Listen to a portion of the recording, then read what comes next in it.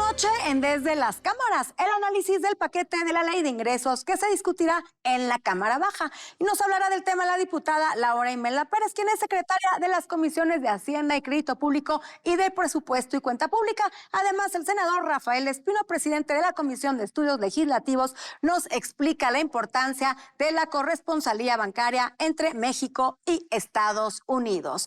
Desde las Cámaras comenzamos. Uno de los grandes desafíos que enfrentamos como país es el tema de la seguridad y en donde la participación de las Fuerzas Armadas ha estado en el centro del debate. En los últimos días hemos visto una intensa discusión para que el Ejército y la Marina se mantengan en labores de seguridad pública bajo nuevos principios constitucionales. Es así que como el constituyente busca tener las facultades para que mediante la rendición de cuentas, la evaluación de desempeño y el otorgamiento de los recursos necesarios para las policías locales y municipales se avance en la recuperación de la seguridad y la confianza de la población en el combate a la delincuencia. De manera paralela, las distintas fuerzas políticas deberán sumar esfuerzos por avanzar en otro tema relevante como lo es la ciberseguridad, que va desde el robo de identidad, la extorsión y los delitos en materia financiera y comercial. En ambas cámaras ya existen propuestas que buscan atender esta problemática, por lo que esperemos que se avance en su discusión y eventual aprobación para contar con el andamiaje jurídico que nos beneficie a todos. Desde esta tribuna mantendremos bajo la lupa el quehacer legislativo. Fue una semana de debate intenso en el Congreso de la Unión. En la Cámara de Senadores se votó el dictamen sobre la militarización de la Guardia Nacional. Con 87 votos a favor, 40 en contra y ninguna abstención, el Pleno del Senado de la República autorizó ampliar hasta el 2028 la permanencia de las Fuerzas Armadas en tareas de seguridad pública. Ello mientras la Guardia Nacional desarrolla su estructura, capacidades e implementación territorial. La sesión tuvo lugar este martes 4 de octubre en una discusión que duró más de 8 horas.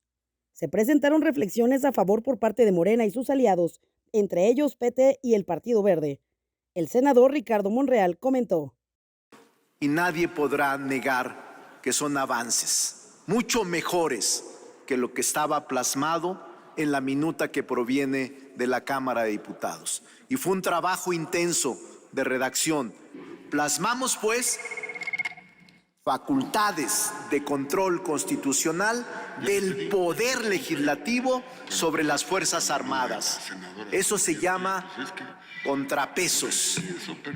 La oposición encabezada por el PAN argumentó: lo he dicho antes y lo reitero hoy, para mí el debate que estamos teniendo es de la máxima relevancia, uno de los más importantes que hemos tenido en este país por décadas.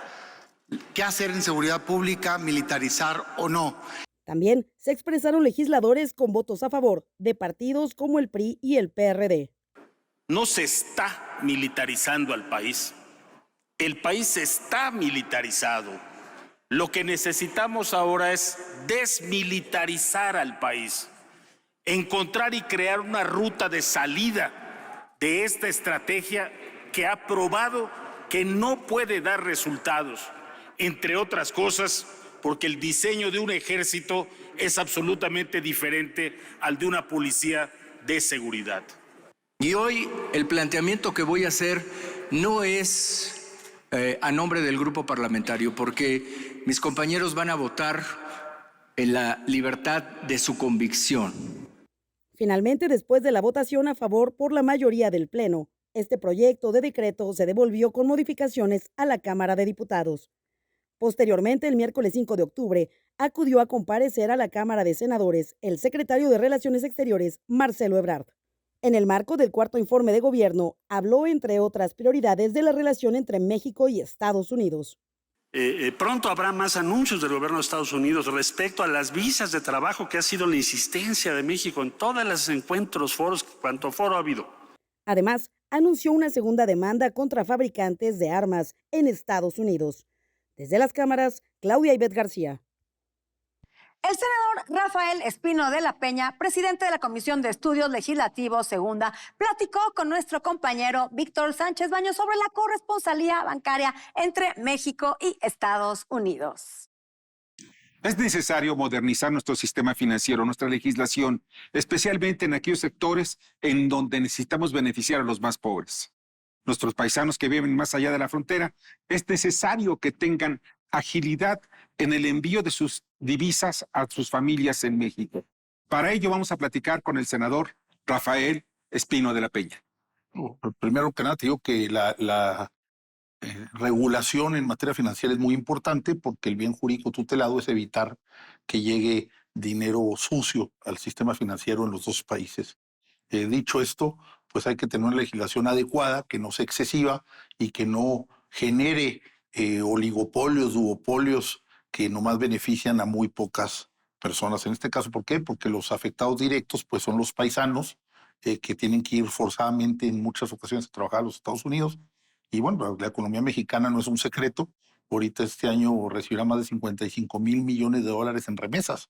Entonces es un mercado que debe democratizarse, que debe permitir la concurrencia de más agentes en beneficio del consumidor final, que son quienes envían dinero.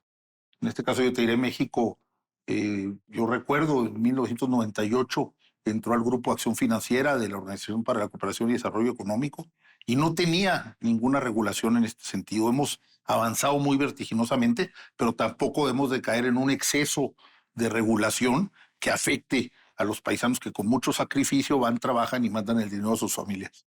Yo te diré algo, yo creo que hay que revisar, como bien dices, todo el marco regulatorio porque lo que se está cuidando es precisamente el lavado de dinero. Y es cierto que hay organizaciones criminales, lo voy a decir así, que muchas veces utilizan, son muy ingeniosas y por diversos medios ensucian el sistema financiero. Pero con inteligencia y con focalización se puede evitar esto sin afectar el mercado, la libre concurrencia en el mercado y el beneficio para los consumidores finales que son los paisanos. Yo creo que en la corresponsabilidad de los servicios financieros no solo hay que tomar a pie juntillas la legislación extranjera, creo que México debería alzar la voz y deberíamos nosotros, nuestras autoridades financieras, acompañados con el Senado de la República, de expresar nuestra visión, porque a los que está afectando son a los trabajadores migrantes, no a nadie más. Y está juntando dinero para intereses financieros muy localizados en el extranjero y aquí mismo en México. Pues habría que homologar procedimientos con Estados Unidos. Hoy en la mañana precisamente veíamos con el secretario de Gobernación que los bancos aquí en México están sujetos a una regulación nacional, pero que debe homologarse con criterios internacionales para el caso, por ejemplo, de las cuentas abandonadas. Se estima que puede haber hasta 15 mil millones de pesos en cuentas abandonadas, de las cuales disponen los bancos por una normatividad interna. Todos estos procesos hay regulación internacional. México, en el concierto internacional, yo creo que debe alzar la voz para incidir en esa regulación, pero apegarse a ella. Aquí lo más importante de todo, pues, es que estamos en este bloque económico, en esta región de influencia económica, 1.450 millones de intercambio comercial diario con Estados Unidos, 500 mil millones de dólares en un año. Entonces es algo que digo, independientemente de las ideologías o de las formas de pensar, necesariamente va a seguir creciendo y va a ser algo que va a incidir directamente en el bolsillo de todos los mexicanos. Entonces es una obligación del Congreso de la Unión, diputados y senadores, incidir en ello y estar muy coordinados con el Ejecutivo Federal para pues, tener una normatividad adecuada. Nuestra especialista en economía y finanzas, Alicia Salgado, nos da su opinión sobre los retos del pagaré electrónico. Hola Adriana, ¿cómo estás? Qué gusto de saludarte y también a todos los amigos de la audiencia. Hoy vamos a platicar de un, yo digo, pendiente legislativo importante porque desde abril del 2021 la Cámara de Senadores procesó una reforma a la Ley de Títulos y Operaciones de Crédito que da lugar al marco jurídico bajo el cual se puede desarrollar el pagaré electrónico. Hoy en México una enorme cantidad de actividades se realizan con pagarés, o sea, actividades de crédito se documentan en pagarés físicos. Y en el mundo actual pareciera como si el legislativo nos quisiera anclar en la década o en el siglo pasado, todavía con papelitos por aquí y por allá, cuando en realidad el 70% de los fraudes, óiganlo bien, que se cometen en México con pagarés, no necesariamente se cometen en pagarés electrónicos como los vouchers de tarjetas de crédito, que no son más que eso, pagarés, sino también se cometen por la falsa firma, o sea, son firmas apócrifas, o por contenidos que pueden ser manipulables.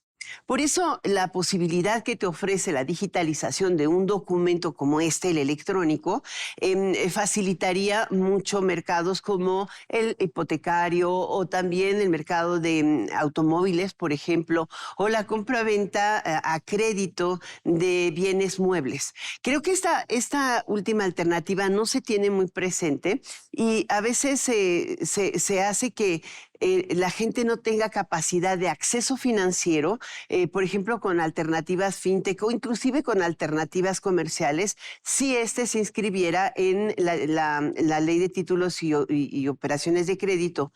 Hoy en México, desde hace 5 años, se hizo una reforma muy profunda al Código de Comercio y en el capítulo 5 se documenta completamente la transacción electrónica, la transacción de e-commerce. Se reconoce en todas sus dimensiones la firma electrónica para efectos de comercio electrónico.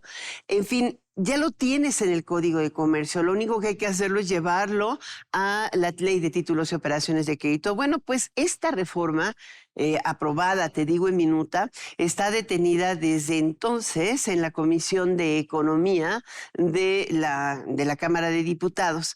Y han tenido muchas reuniones en la comisión, muchas. Escuchaba algunas de las versiones que me parecían verdaderamente ridículas de algunos diputados diciendo que lo que querían era que los banqueros lo sacaran esta iniciativa, por ejemplo, porque podrían cobrar rapidito.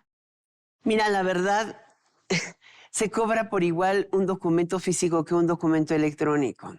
El tema es que un documento electrónico se genera con mayor facilidad. Esa es la única diferencia. Y hoy por hoy son los menos susceptibles a ser falsificados. Creo que con esto, Adriana, tendremos muy claro de qué se trata. Yo espero que la Secretaría de Hacienda lo tenga entre sus prioridades legislativas para proponerlo a la Cámara de Diputados de tal manera que puedan hacerlo con la Comisión de Hacienda, por ejemplo, que debería ser tratarse de la Ley de Títulos y Operaciones de Crédito y no nada más de comercio, pues la discusión de este pagaré, que te digo, lleva 17 discusiones desde la primera vez que fue introducido en el Senado de la República y todavía seguimos anclados en papeles y lápiz para firmar. ¿Cómo ves? Impresionante, ¿no? Retrógrada, yo podría llegar a decirlo. Yo pongo este tema bajo la lupa desde las cámaras. Y está con nosotros Claudibet García para hablarnos de qué tratan las iniciativas en materia de ciberseguridad. ¿Qué tal, Claudibet? Adriana, un gusto estar aquí. Muy buenas noches. Buenas noches. En el contexto de la pandemia, Internet adquirió una relevancia sin precedentes. Estamos viviendo una época en la que legislar sobre ciberseguridad no solo es necesario, sino urgente. Estamos en la era del cibertrabajo y de las compras digitales. Sin embargo, hay un importante riesgo debido a la alta cantidad de delitos relacionados: robo de identidad, fraudes, fuga de datos personales, acoso, extorsiones, violación a la privacidad, estafas, flujos financieros ilegales y mucho más. Revisemos algunas cifras. Tan solo en el primer trimestre del año pasado se recibieron en México más de 2.745.000 quejas de fraude cibernético. De acuerdo con reclamaciones iniciadas por Conducef, esto sucede en actividades tan cotidianas como comercio por Internet. Por lo anterior, la seguridad informática se ha convertido en una de las más altas prioridades en todo el mundo. Países como Estados Unidos, Reino Unido o España son algunos de los mejores posicionados en esta materia, de acuerdo con el Índice de Ciberseguridad Global de la Unión Internacional de Telecomunicaciones. Esto a partir de legislar intensamente sobre el tema, a partir de la pandemia y de implementar estrategias nacionales novedosas y efectivas. El Congreso de la Unión en nuestro país ha presentado al menos una decena de iniciativas al respecto. El Instituto Belisario Domínguez publicó recientemente una investigación titulada Ciberseguridad, Desafío para México y Trabajo Legislativo. Algunas de las propuestas de estas iniciativas plantean temas tan diversos como una estrategia digital nacional, una Comisión Nacional de Ciberseguridad e incluso señalar que son amenazas a la seguridad nacional los actos que vulneren la ciberseguridad. Los enfoques son diversos. Una iniciativa de ley incluso planea crear un marco regulatorio para formar profesionales especializados en rubros como protección de datos y de redes. También se propone mayor coordinación de instituciones y autoridades encargadas. Hay propuestas legislativas también para reformar el Código Penal Federal en busca de prevenir y sancionar los delitos cibernéticos. Adriana, aquí desde las cámaras vamos a estar muy pendientes del trámite legislativo de estas iniciativas en materia de ciberseguridad que se encuentran aquí en el Congreso de la Unión. Así es, Claudia, mientras vamos avanzando a pasos agigantados en temas de tecnologías, en paralelo van aumentando los delitos y los crímenes y los fraudes por ciberseguridad que hay que erradicar. Gracias por tu Tienes toda la razón, Adriana, gracias. Vamos a una pausa, pero al regreso nos acompaña la diputada Laura Imelda Pérez, quien es secretaria de las Comisiones de Hacienda y Crédito Público y de Presupuesto y Cuenta Pública, para hablarnos sobre el paquete de ley de ingresos que se discutirá en la Cámara de Diputados.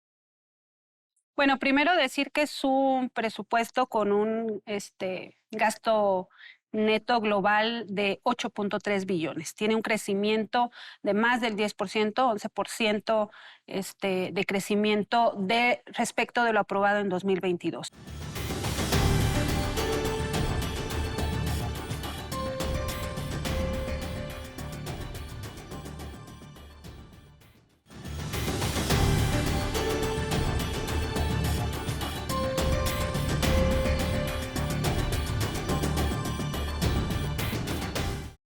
De Tlaquepaque, Jalisco, es nuestra invitada, Laura Imelda Pérez Segura, psicóloga de la Universidad de Guadalajara.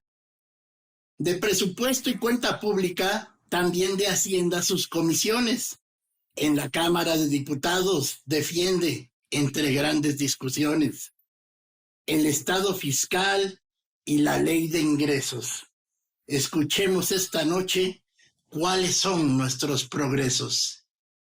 Gracias por continuar con nosotros. Ya estamos aquí en Desde las Cámaras y nos acompaña la diputada Laura Imelda Pérez, quien es secretaria de las Comisiones de Hacienda y Crédito Público y de Presupuesto y Cuenta Pública, y vamos a platicar con ella sobre el paquete de ley de ingresos que se va a discutir en la Cámara de Diputados. ¿Qué tal? Buenas noches, diputada. Buenas noches, un gusto estar aquí con todos ustedes.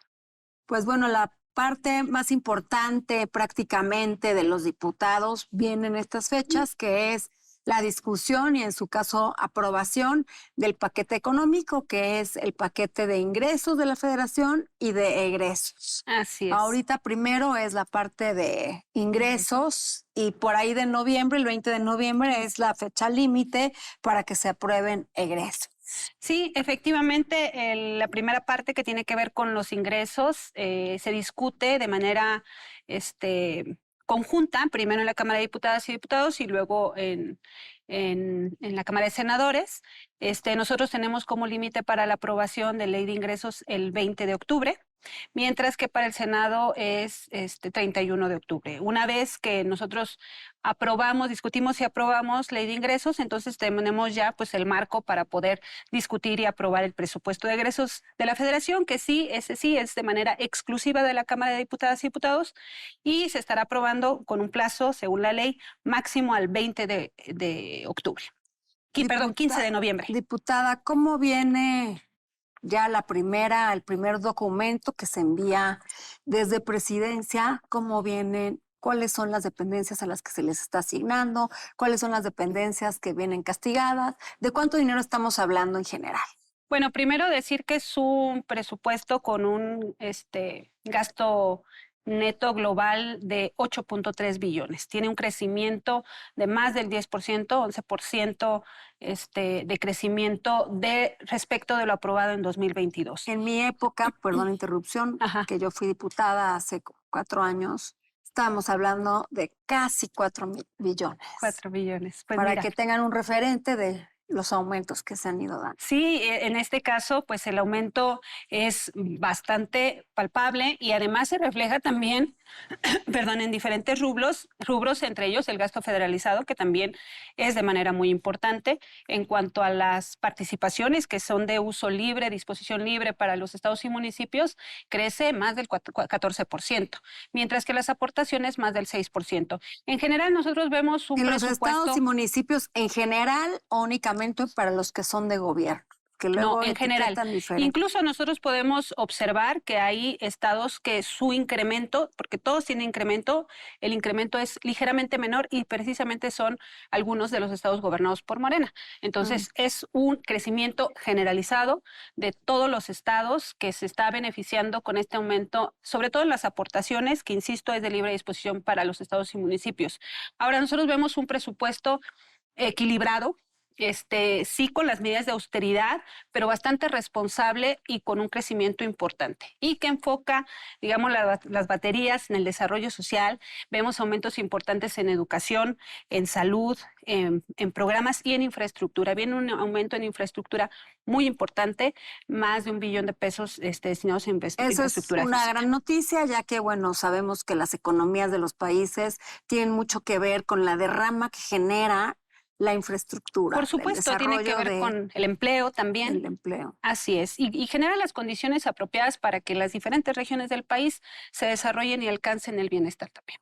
Bueno, vemos que este gobierno ha destinado la mayoría de los recursos en temas de programas sociales y había disminuido en años anteriores el presupuesto de educación. Acabas de comentar que lo está aumentando. Me imagino que también están aumentando el ramo de seguridad por el tema que se acaba de aprobar en el Senado de la Guardia Nacional, de esta militarización del país. Me imagino que también es un ramo importante el aumento que se les está dando al ejército. No es específicamente por este tema, digo, la discusión del mantener las Fuerzas Armadas en los temas de seguridad pública, recién se discutió, como bien dices, en el Senado, va a regresar a la Cámara de Diputados precisamente porque hubo modificaciones, entonces va a volverse a discutir en la Cámara de Diputados, entonces no es un tema todavía concluido.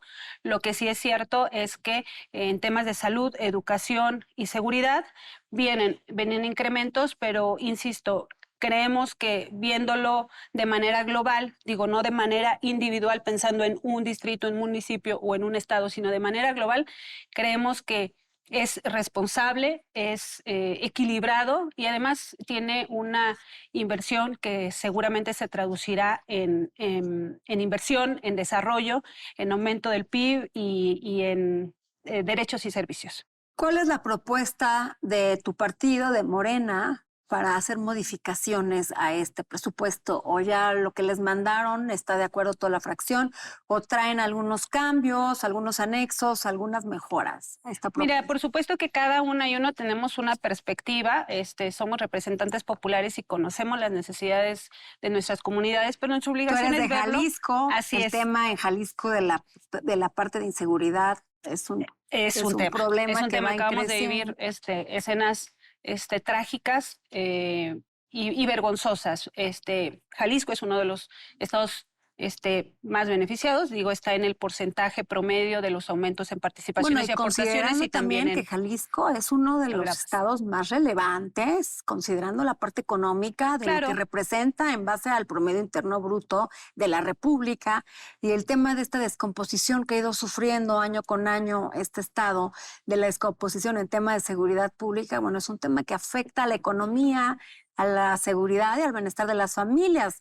Esto que pasó estos días en el centro comercial es algo que no debe de volver a suceder. No podemos normalizar estos altercados, estos incidentes que ponen en riesgo latente la seguridad de las personas. Así es, el estado de Jalisco es y uno la de los economía, principales, porque daña justo, el comercio. Es uno de los estados con mayor población, pero además con mayor productividad. y aportación al PIB. Y por supuesto que estos hechos que se acaban que acaban de acontecer en el estado de Jalisco, que no son los únicos, porque quiero decir también que pues tenemos lamentablemente las primeras cifras en feminicidio, en desaparición, en fosas clandestinas. Es un tema que afecta de manera directa a la población y, por supuesto, a toda la actividad económica. ¿En Jalisco son los primeros en feminicidios? No sabía. Tercero. Me imaginaría... Primero en desapariciones y en fosas clandestinas. Ay, qué tremendo. Sí, es trágico, pero creemos, insisto, que verlo desde una perspectiva general, por tu pregunta que hacías, nos obliga a también escuchar y consultar. Por eso, desde la Comisión de Presupuesto, estamos ya programando los parlamentos abiertos, Parlamento Abierto, donde mediante grupos de trabajo, por temáticas, gasto federalizado, desarrollo con perspectiva sustentable, equidad de género o igualdad de género, los diferentes ramos se está convocando a Parlamento Abierto para escuchar también, ¿no? O sea, no es nada más la perspectiva que cada una y uno de nosotros tenemos, sino también qué dice la sociedad civil organizada, qué dicen los especialistas, qué dicen los académicos y, por supuesto, a partir de ello hacer las modificaciones, porque es nuestra facultad, es nuestra obligación hacer las modificaciones y adecuaciones que se requieran primero en la ley de ingresos, que estaremos aprobando pronto, y después en el presupuesto de egresos, de acuerdo a lo que aprobemos. Claro, porque bueno, un presupuesto de egresos de la Federación, como tú mencionas, responsable, debe de tropicalizarse a las necesidades de cada estado. Diputada, pues muchas gracias, diputada federal por Morena Jalisco, Laura Imelda Pérez, gracias por estar con nosotros. Yo sí le voy a encargar que verifique el presupuesto de un tema que nos lastima mucho a los mexicanos, los niños con cáncer. Sí, por supuesto. Estamos trabajando en ello y también en género. Acabamos de crear la primera subcomisión con presupuesto con perspectiva de género. Estamos muy atentos al tema del anexo 13 y, por supuesto, el de las niñas y niños es un tema prioritario para nosotros y lo estaremos revisando. Gracias, diputada, por estar esta noche con nosotros. Se nos acabó el tiempo, pero no dejen de vernos próximo jueves, 11:30 de la noche, en el único programa de la televisión que pone bajo la lupa el quehacer legislativo. Buenas noches.